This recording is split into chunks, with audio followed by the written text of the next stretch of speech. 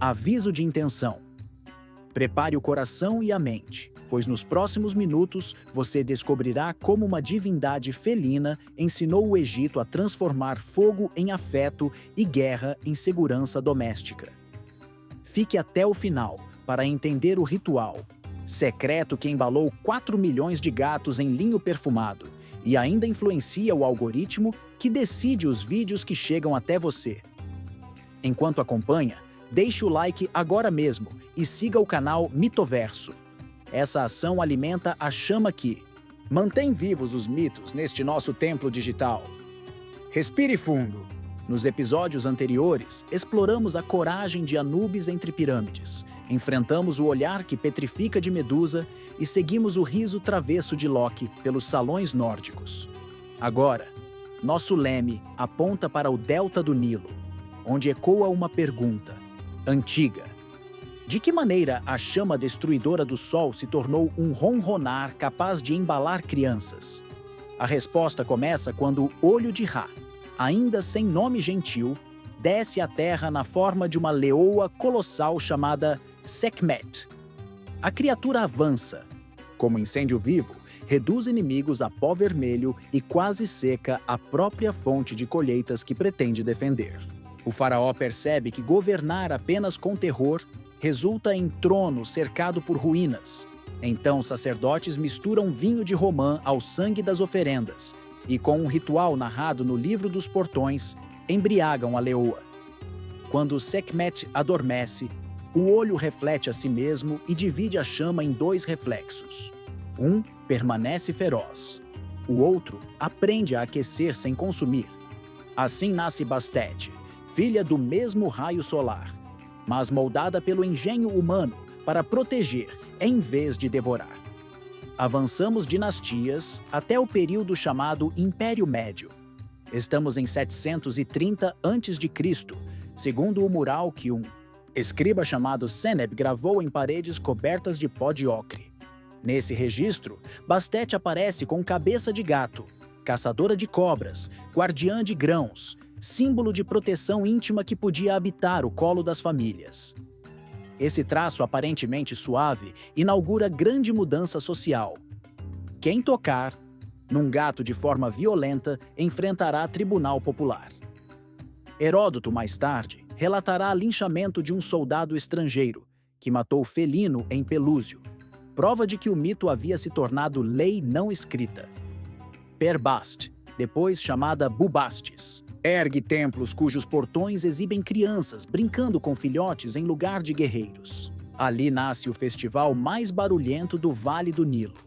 Canais iluminados por lamparinas de óleo boiam como vagalumes líquidos. Sistros produzem chuva metálica sobre a madrugada úmida.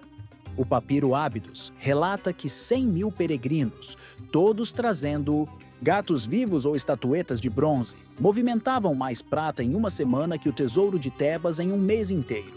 Chegar sem oferenda significava retornar ao barco. Chegar com um modesto colar de concha rendia óleo perfumado nas têmporas e acesso à via dos 7 portões. Por que tamanha devoção? Parte da resposta vive nos celeiros. Bastet mantém longe roedores que ameaçam trigo destinado às barcas de guerra. A deusa também protege parturientes, segundo inscrição na estela da parteira Rui. Ela relata ter enterrado estatueta de faiança azul sob o leito da gestante momentos antes de ouvir um ronronar que ninguém além dela percebia. A criança nasceu sem febre, fato atribuído ao olhar cuidadoso da deusa. Comente agora qual momento da história de Bastet mais impressiona. Seu comentário ajuda o vídeo a alcançar novos amantes de mitologia e mantém viva a conversa nos corredores digitais do templo moderno.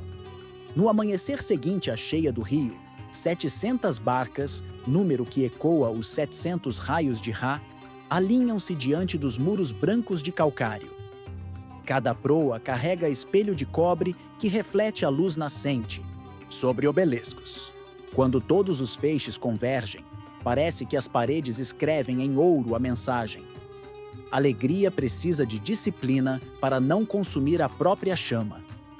A barca solar de Bastet, entalhada em diorito, avança com 4 sacerdotisas, tocando tambores que lembram batimento cardíaco.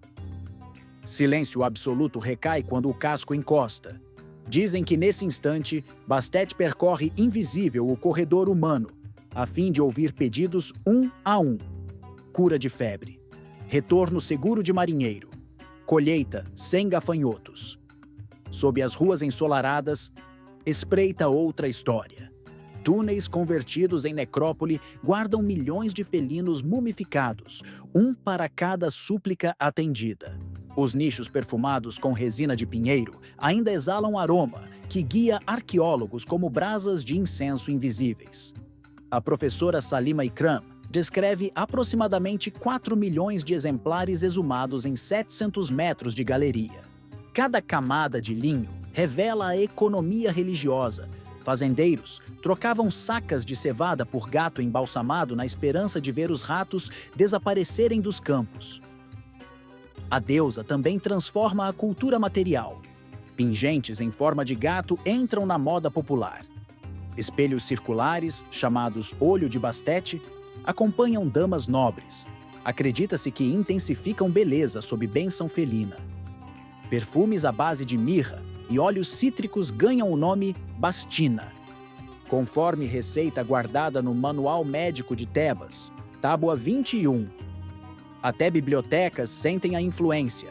Narra a lenda dos pergaminhos ronronantes, que certos volumes alinham as letras somente quando um gato vivo repousa nas proximidades. Caso ainda não tenha feito isso, clique no botão seguir o canal. Esse gesto simples impede que histórias como esta sejam soterradas pela areia do tempo digital. Evolua o quadro mental. Ano de 940 a.C. A rainha Caromama entrega à filha recém-nascida medalhão de ouro com 20 e 4 pepitas pendentes. Cada pepita simboliza hora do dia em que Bastet vigia vigias, conforme capítulo 3º do Livro dos Portões. O escriba Osorkon registra que a criança agarra o objeto com tanta força que a corrente marca o pulso, sinal de vocação para governar com garras discretas. A Estela de Mendes traz outro episódio. Marinheiros fenícios recusam tributo de entrada. A barca fica presa sem vento durante 5 dias. O capitão reconhece o erro e oferece estátua de gato em cedro. A brisa volta antes do nascer da lua. Sacerdotes catalogam o acontecimento como prova do poder sutil da deusa sobre clima e comércio. Arqueólogos encontram em Saqqara sandálias infantis com figura de cobra esmagada por pata felina e inscrição microscópica: que cada passo pise o caos. Assim o mito educa crianças a domar medos com leveza. Durante o reinado de Psamético I, o Conselho Real desvia parte do tesouro para a reconstrução do Templo de Bastet, alegando que proteção doméstica é escudo contra revoltas. Crônicas militares apontam queda acentuada de saques aos celeiros após conclusão das obras, evidência de que fé também serve como estratégia de segurança alimentar. O rolo Instrução para Mericaré reforça esse ponto. A família que honra Bastet mantém teto intacto durante tempestade de lanças. Lanças representam aqui ataques de nômades ao delta. A lição ecoa toda vez que um gato se espreguiça na janela e afugenta pombos intrometidos. Imagine agora, tarde abafada. O som de sistro percorre galerias de pilares. Aroma de quife envolve a pele como abraço quente. Visitantes sentem vibração no externo quando o grande sistro de ouro gira lentamente. Bastam 3 toques para selar bênção de Bastet. O primeiro limpa memórias amargas. O segundo garante sonhos límpidos. O terceiro convida a risada a morar no lar. O antropólogo Émile Amelineau registra em diário de 792 que o som reverbera nas costelas como ronronar ampliado, impossível de esquecer. Reflita sobre tudo isso e confirme presença com um like. É a lamparina que acendemos diante da deusa hoje. Aguarde, porque no próximo trecho desceremos ao labirinto subterrâneo, onde inscrições luminosas só se acendem quando um gato vivo passa por perto. Você vai descobrir se essa lenda tem base científica ou magia antiga. Não perca, pois a história continua a pulsar sob a areia dourada do mito.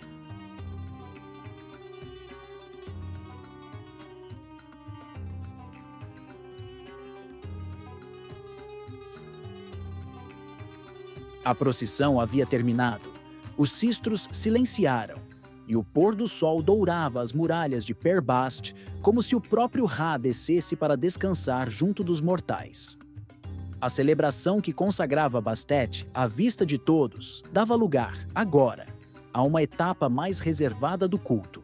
Para aqueles que buscavam respostas além da festa, além do vinho e da dança, havia um caminho menos visível. E era por esse caminho que seguiremos juntos agora. Na parte anterior desta narrativa, conhecemos a origem de Bastet como reflexo, suavizado de Sekhmet, sua transformação de leoa devastadora em gata guardiã, a mudança de sua iconografia ao longo dos séculos e o impacto profundo que isso teve na sociedade egípcia. Também testemunhamos a grandiosidade do festival de Bubastis, onde milhares de peregrinos traziam oferendas em honra à deusa.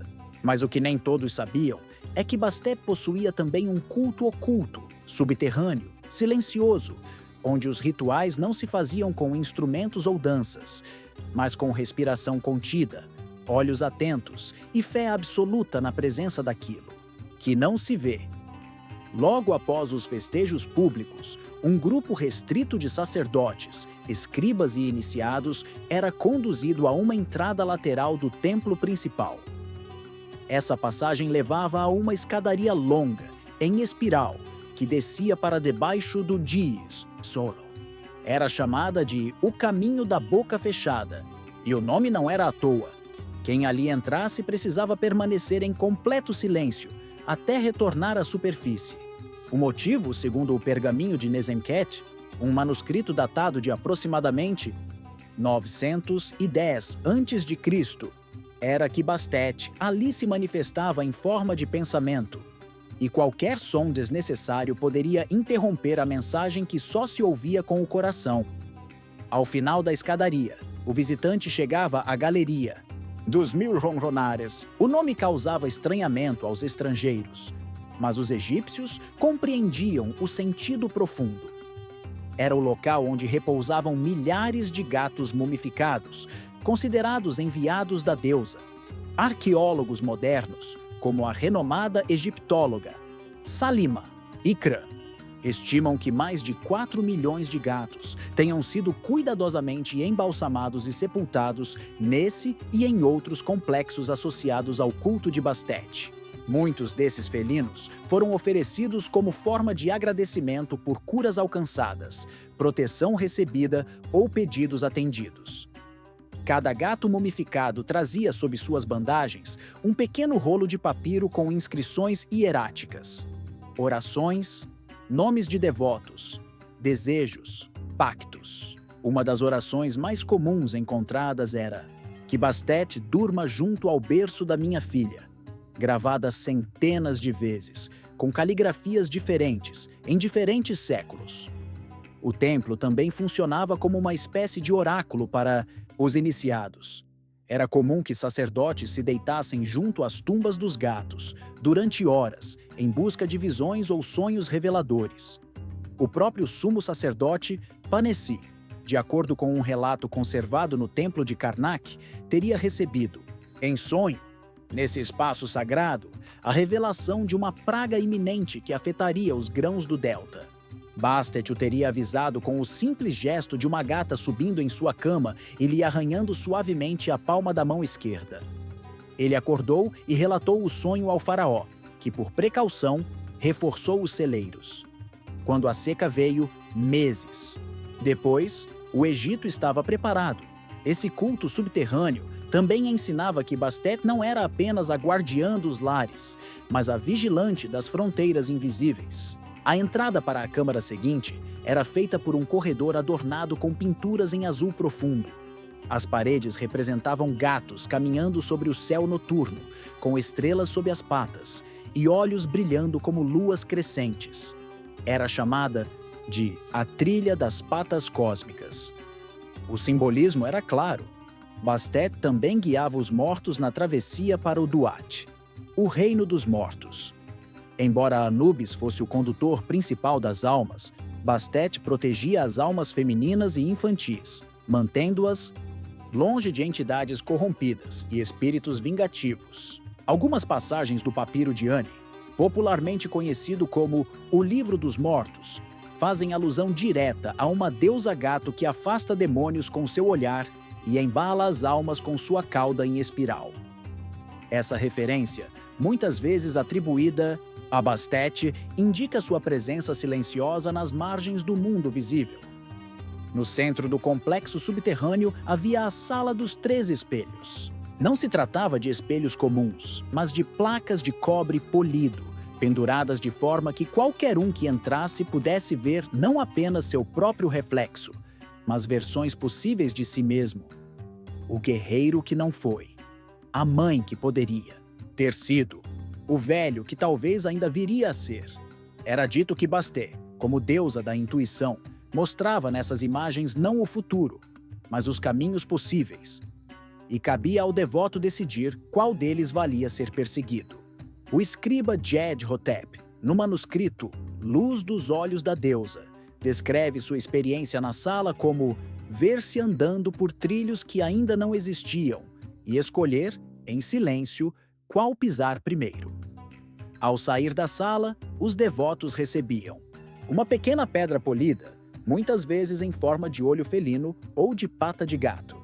Era o símbolo de que haviam passado pelo julgamento da introspecção e estavam prontos para retornar à superfície e à vida. Subiam de volta pela escadaria espiral, agora com passos mais firmes, e o silêncio era quebrado apenas quando atravessavam novamente o limiar para o templo superior. Alguns acreditavam que, nesse momento, Bastet soprava uma última bênção, imperceptível ao ouvido, mas clara no coração. Durante o reinado de Psamético I, registros mostram que a entrada ao complexo subterrâneo foi limitada a grupos ainda mais restritos. A justificativa era preservar a sacralidade do lugar, mas muitos afirmam que havia ali segredos ainda mais profundos. Um dos textos do período tardio sugere que os túneis se conectavam a câmaras fechadas, onde pergaminhos com fórmulas de cura e encantamentos de proteção estavam guardados, escritos com tinta misturada ao sangue de gatos sagrados. Tais documentos jamais foram encontrados, mas os mitos persistem. E onde há mito, há faísca de verdade. É impossível não relacionar esses ritos silenciosos com os ensinamentos apresentados na superfície. A mesma deusa que recebia aplausos no alto dos barcos era aquela que inspirava reverência no fundo da terra. Bastet era a síntese da contradição egípcia, celebração e introspecção, música e silêncio, vida e morte, superfície e profundidade. Quem não compreendesse esse equilíbrio, não compreenderia Bastet. E talvez nem a si mesmo. Esse mergulho profundo nos ensina algo que vai além da mitologia. Bastet nos mostra que o verdadeiro poder não é gritado, mas sentido. Não se mede pela força bruta, mas pela capacidade de cuidar, de proteger, de perceber. Uma deusa que foi leoa e depois se fez gata, que já liderou exércitos invisíveis. E agora, cochila ao lado de livros e janelas. Seu templo continua ativo, mesmo que hoje ele more nas casas onde um gato repousa sobre o peito de alguém em crise, oferecendo sua presença como forma de cura silenciosa. Antes de encerrarmos esta etapa da jornada, deixo aqui um convite. Se você já sentiu que um animal compreendia sua dor melhor que qualquer pessoa, compartilhe nos comentários. Sua história pode ecoar como os 1000 ronronares que ainda hoje vibram nos corredores de pedra que Bastet consagrou. Na próxima parte, vamos sair do templo e seguir rumo ao sul do Egito, onde Bastet deixou de ser apenas deusa doméstica e tornou-se símbolo político, usado como mediadora em tratados com povos estrangeiros e como figura diplomática nas fronteiras do império. Você vai descobrir como sua imagem estampou documentos oficiais, como suas bênçãos eram negociadas como recurso estratégico e como o ronronar da deusa ajudou a selar alianças entre culturas. Prepare-se, pois a deusa gato ainda tem muito a revelar.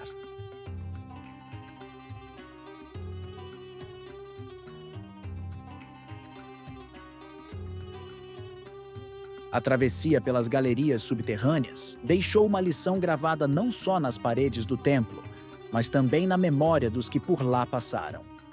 Bastet era mais do que um símbolo doméstico. Ela era a guardiã silenciosa dos espaços liminares, dos momentos em que a vida muda de direção e, acima de tudo, uma ponte entre os domínios do visível e do oculto. Mas essa atuação nos bastidores do mundo não se limitava ao plano espiritual. Bastet também exercia um papel real, tangível e muitas vezes surpreendente nas políticas que sustentavam o Egito enquanto civilização. O que vamos explorar agora é o modo como uma deusa que nasceu como defensora dos lares transformou-se, ao longo dos séculos, em figura diplomática, símbolo de prestígio e escudo de negociação nas fronteiras do império. Logo após o reinado de Psamético I, por volta de 930 a.C., documentos administrativos revelam que estátuas de Bastet passaram a ser enviadas como presentes oficiais a líderes de reinos vizinhos. No papiro de Harkhuf, o mesmo que narra expedições comerciais até a Núbia, há registros de uma dessas missões transportando, entre marfins e peles, uma estatueta de Bastet feita em ouro e ônix. A oferenda não era apenas diplomática, era estratégica.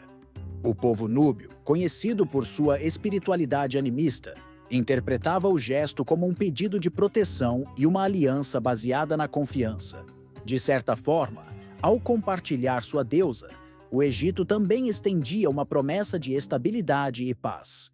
Uma paz não imposta, mas acolhida, como o toque de uma pata felina no momento exato em que um conflito poderia se acirrar.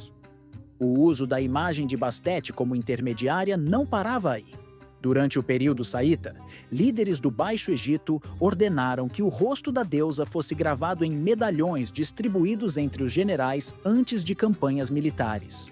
Segundo o papiro de Neferibra, cada general devia enterrar o medalhão na entrada de seu acampamento, como forma de selar um pacto de proteção contra traições e surtos de violência interna.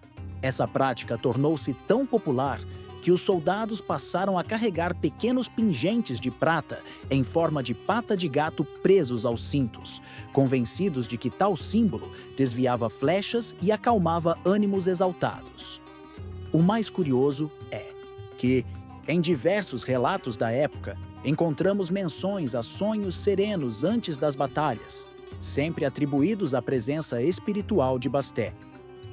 Uma forma de dizer que a deusa atuava na mente dos guerreiros, evitando que medo ou raiva prejudicassem a estratégia.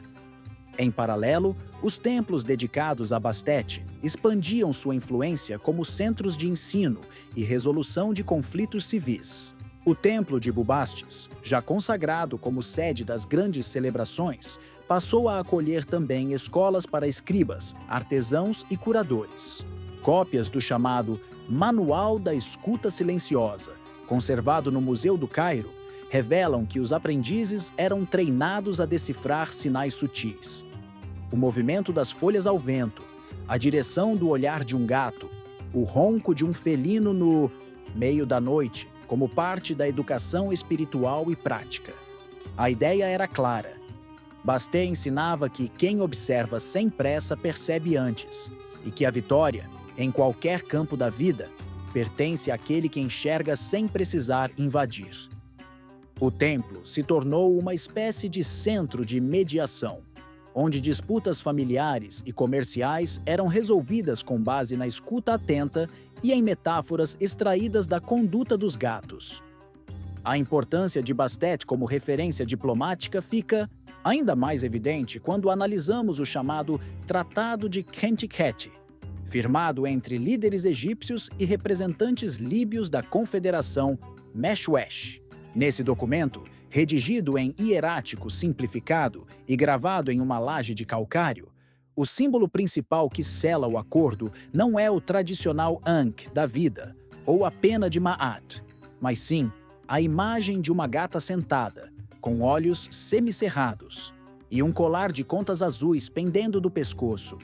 Em um dos trechos, o texto afirma: "A paz entre os povos repousa sobre patas mansas, e nenhuma lança se erguerá enquanto o olhar de Bastet permanecer sobre os campos."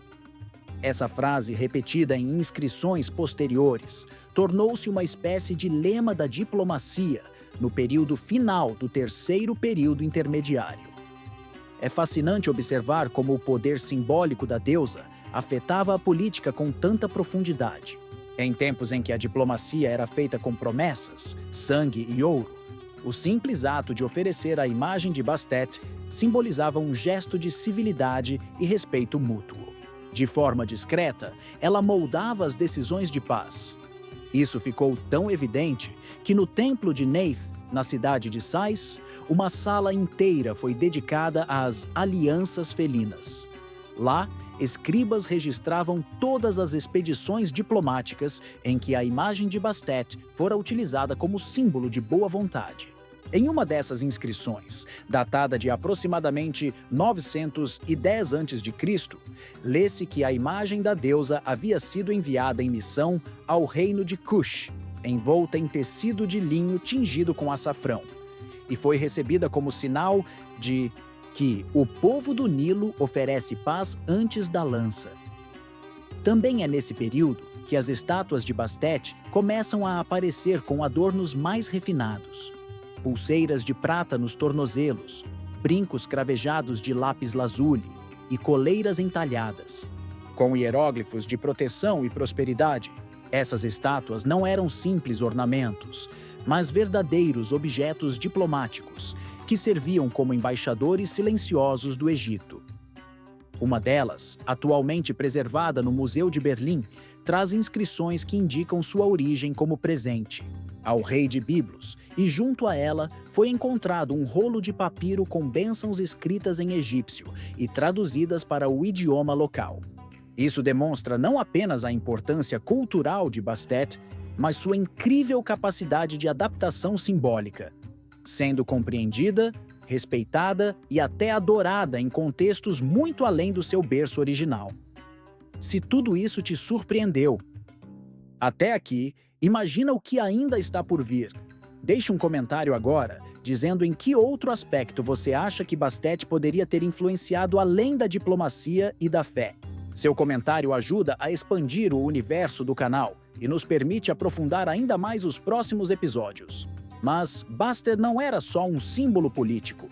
Ela também se tornou expressão estética, presença diária nos objetos mais triviais e, ao mesmo tempo, mais simbólicos da vida egípcia. Começam a surgir espelhos conhecidos como olhos de Bastet, pequenos discos de bronze polido com molduras em forma de rosto felino, que eram usados principalmente por mulheres das classes mais altas. Acreditava-se que esses espelhos não apenas refletiam a aparência física, mas também o estado espiritual de quem os usava. Em uma narrativa do Livro das Damas de Bubastis, é dito que nenhuma mulher deve sair de casa sem antes ver se seus olhos brilham como os da deusa. Essa prática moldava o comportamento cotidiano. Não bastava parecer bela, era preciso refletir serenidade. Na arte, Bastet passou a ser retratada em papiros ilustrados com traços finos e detalhistas, como nos murais encontrados em Ábidos, e nas cerâmicas do oásis de Fayum. Pintores incluíam gatos nas margens de cenas domésticas, como símbolo de harmonia. Em algumas obras, Bastet é mostrada acompanhando músicos em apresentações privadas, tocando um pequeno pandeiro ou balançando um sistro de forma delicada, sugerindo que sua energia era invocada sempre que o lar precisava de equilíbrio emocional. Essa presença simbólica atravessava as paredes do templo e ocupava os espaços mais íntimos da vida cotidiana, como quartos, cozinhas e bibliotecas. E por falar em bibliotecas, o templo de Perbast abrigava uma coleção considerável de papiros sobre cura, botânica e astrologia, muitos dos quais eram dedicados diretamente a Bastet. Entre eles, destaca-se o Compêndio da Alegria Domada, um tratado que ensinava receitas de perfumes, métodos de relaxamento e canções devocionais para momentos de ansiedade. Em seu prefácio, lê-se: A paz que procuras já dorme ao teu lado. Aprende a ouvir o ronronar do invisível. Essa frase foi reproduzida por séculos em inscrições domésticas, sobretudo entre as famílias mais instruídas. É aqui que entendemos o pleno alcance da influência da deusa. Bastet não era apenas invocada em tempos de crise ou guerra. Ela fazia parte do cotidiano, do silêncio das manhãs, do cuidado com os filhos, da escolha do perfume, da forma de olhar o outro. Era presença constante e, justamente por isso, poderosa. No próximo e último trecho desta jornada, vamos entender como Bastet resistiu ao tempo, sobreviveu às transições religiosas, influenciou o mundo greco-romano e chegou, de maneira quase invisível, até os dias de hoje. Prepare-se para descobrir como uma deusa que nasceu para proteger o Egito ainda mora nos gestos que você repete sem perceber. E se você ainda não está inscrito no Mitoverso, agora é o momento perfeito para fazer isso, porque na parte final, vamos revelar a conexão entre Bastet, a era digital, e os segredos que continuam sendo sussurrados, como um ronronar eterno entre os mitos.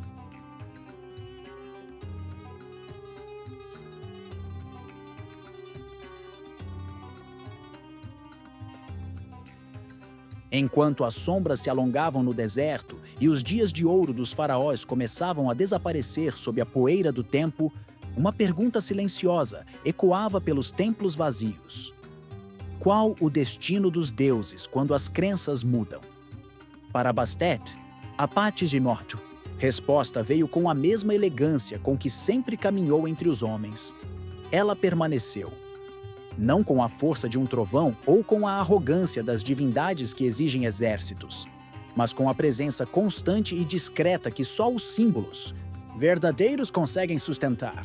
No fim do terceiro período intermediário, quando a religião egípcia passou a ser contestada por influências externas, muitos deuses perderam espaço, mas Bastet continuou sendo invocada, especialmente pelas mulheres, crianças e guardiões de lares. Sua força estava em não depender de templos monumentais, mas de gestos diários, no carinho com um gato, na proteção à casa, no silêncio entre um medo e uma decisão. Durante o período ptolomaico, quando os gregos dominaram o Egito e tentaram traduzir os deuses locais para equivalentes helênicos, Bastet foi associada a Ártemis, a caçadora, a protetora dos jovens, a senhora das florestas e dos animais. Essa comparação, embora imperfeita, garantiu à deusa felina uma sobrevida simbólica nos novos cultos mistos que surgiram entre Alexandria e os oásis do sul. Curiosamente, mesmo com a fusão cultural, Bastet jamais perdeu sua identidade. Ao contrário de outras divindades que foram renomeadas, ela continuava sendo chamada por seu nome egípcio, talvez por respeito, talvez por medo, ou talvez por simples e natural aceitação de sua força singular. Foi também nesse período que as primeiras representações da deusa em cerâmica, agora com influência grega, começaram a surgir em mercados fora do Egito. Em Pérgamo, arqueólogos encontraram uma pequena escultura de uma gata adornada com coleira de pérolas e base inscrita com a frase: "Aquela que vê no escuro e guarda sem ruído". A inscrição está em grego, mas o espírito é todo egípcio. Em Roma, comerciantes fenícios levaram consigo a imagem de Bastet nos mastros dos navios, convencidos de que sua presença mantinha a rota segura. E relatos de mercadores no século de 950 depois de Cristo ainda mencionam orações à deusa dos olhos vigilantes, feitas antes de atravessar o Mediterrâneo. Com a chegada do cristianismo, muitos templos foram convertidos, saqueados ou destruídos. Bubastis perdeu parte de sua estrutura, mas as galerias subterrâneas permaneceram praticamente intocadas. Isso porque, segundo alguns relatos dos primeiros padres coptas, havia um acordo tácito entre os novos religiosos e a população local. As tumbas dos gatos não seriam violadas. Os moradores afirmavam que, caso alguém perturbasse o sono dos felinos sagrados, a própria noite se tornaria insone. Por via das dúvidas, preferiram respeitar. Em certos vilarejos do Alto Egito, até hoje é possível encontrar pequenos amuletos em forma de gato, passados de geração em geração, com orações gravadas em árabe e hieróglifos misturados. É importante destacar que a imagem de Bastet jamais foi usada contra a nova fé. Ela não desafiou o Cristo, nem tentou competir com a Virgem. Ela simplesmente ficou, como a memória da avó que protege a casa mesmo depois de ir embora. Como o perfume que permanece no lenço muito depois que a pessoa se foi. Bastet não precisava da crença para existir. Ela existia nos gestos, nos cuidados, nas escolhas. Silenciosas. Isso lhe garantiu não só longevidade, mas uma espécie de eternidade discreta, quase doméstica. Nos séculos seguintes, viajantes europeus começaram a relatar com fascínio os rituais em torno dos gatos egípcios. Os primeiros naturalistas franceses, no século de 980, já mencionavam múmias felinas como obras de arte religiosas. Em Londres, a exposição de estátuas e amuletos de Bastet no Museu Britânico atraiu multidões desde sua inauguração. A imagem da deusa passou a ilustrar livros, revistas e pôsteres, não mais como uma divindade adorada, mas como símbolo de mistério, elegância e força silenciosa. A cultura pop a adotou com entusiasmo. Filmes, romances e histórias em quadrinhos usaram seu nome para evocar magia antiga e sabedoria felina. Em jogos de videogame e séries de fantasia, Bastet ressurgiu, muitas vezes mal interpretada, é verdade, mas ainda assim, presente. Mais recentemente, seu símbolo retornou de forma inesperada nos gatos da internet. Pode parecer coincidência, mas há algo mais profundo por trás da obsessão digital com felinos. Milhões de vídeos, memes e perfis dedicados a gatos circulam todos os dias, atraindo mais atenção do que líderes mundiais ou eventos esportivos. Não seria exagero dizer que os gatos se tornaram a divindade oculta do algoritmo. E nesse panteão virtual, Bastet reina mais uma vez. A hashtag JewsBastetBless acumula milhões de visualizações, reunindo comunidades de amantes de gatos que compartilham fotos, histórias e orações em homenagem à deusa. Alguns perfis chegaram a reunir milhares de seguidores apenas publicando frases devocionais combinadas com imagens de gatos repousando ao sol. E o mais curioso, funciona. As pessoas relatam sensação de conforto, bem-estar, esperança. Talvez porque, no fundo, Bastet nunca precisou de templos. Ela sempre viveu onde o afeto se manifesta. Hoje, em pleno século de 2025. Há quem mantenha no quarto um altar com imagem de Bastet, ao lado do retrato do avô. Há quem carregue tatuagens com seus olhos semicerrados, e há quem simplesmente perceba que o gato que o acompanha há anos parece saber mais do que demonstra. Bastet nunca saiu do mundo. Ela apenas mudou de forma. E talvez esse seja o maior segredo da eternidade. A capacidade de permanecer, mesmo quando todos os nomes mudam, todas as roupas mudam, todos os mapas se redesenham. A chama da deusa continua acesa, mesmo que agora sua luz venha do brilho de uma tela. No final desta jornada, fica um convite que você encontre Bastet onde menos espera. Talvez no silêncio que antecede uma decisão importante. Talvez no olhar atento de alguém que ama em silêncio. Ou quem sabe, no gato que se deita sobre você no exato momento em que sente que vai desabar. Bastet não anuncia sua chegada. Ela apenas aparece. E quando aparece, não exige templos, nem sacrifícios, nem rituais. Bastet pede apenas que você lembre o que já sabe, que a verdadeira proteção é aquela que acolhe, não a que aprisiona. Que o verdadeiro poder é aquele que escuta, não o que grita. E que a verdadeira fé é a que se constrói em pequenos gestos, todos os dias, com olhos atentos e coração desperto. Se você chegou até aqui, não é por acaso.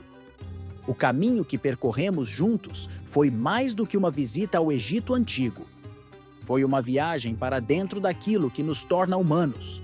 O desejo de segurança, a busca por sentido, a necessidade de cuidar e ser cuidado. Bastet nos ensinou que a força está na ternura, que a fé está na presença constante e que os mitos continuam vivos enquanto houver quem os escute.